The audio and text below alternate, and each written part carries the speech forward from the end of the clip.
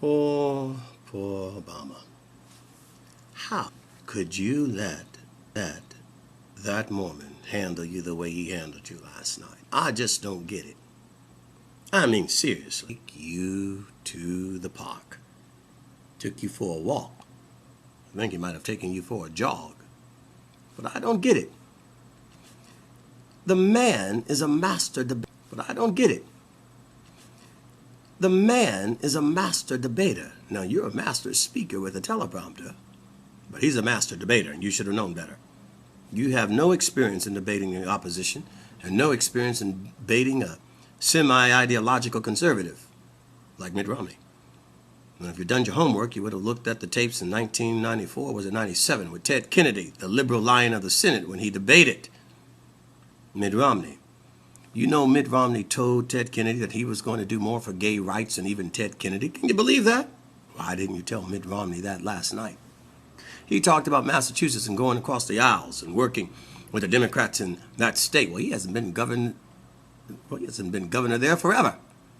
You should have called him out on that. I don't know about the policies, Mitt, 20 years ago and what you did 20 years ago. This ain't 20 years ago, and there's a whole bunch of different variables now than there was then, so I'm not exactly want to go back to what you did in Massachusetts 20 years ago and make it work now. We got a different economy. We got a different infrastructure. It's a little different now. We're not going back to those old ways. You could have called him out, but you didn't. And then on top of it, the man adamantly and passionately and articulately expressed his support for a woman's right to abortion because he compromised with those Democrats in Massachusetts in order to get consensus.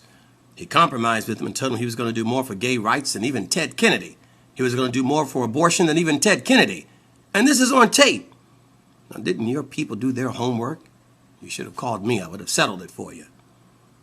And you didn't say one thing about the fact that Mitt Romney, Mormon Mitt Romney, has an allegiance to his church far above his allegiance to the American flag.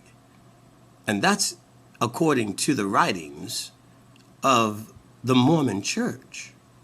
Now, call him out on this. This man will say and do anything. Don't you know he's a flip-flopper? He will say and do anything to get elected. He will say and do anything to make you look bad. And he made a good job of it last night.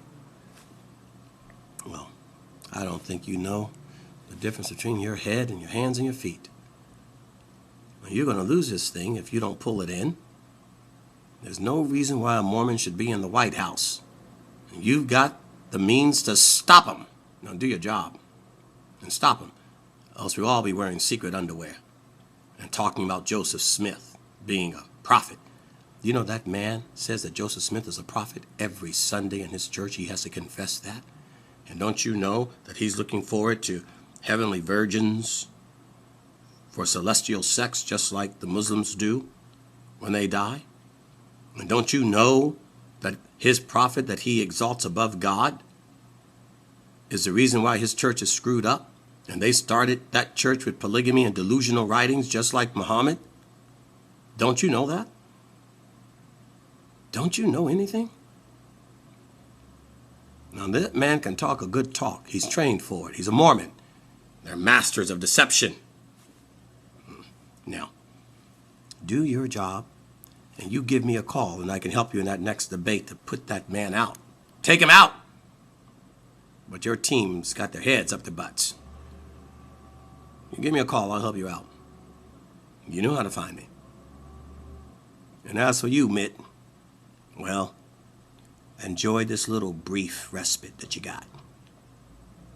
Because just in a little while, when I sit down with the president and give him all your secrets, it's over.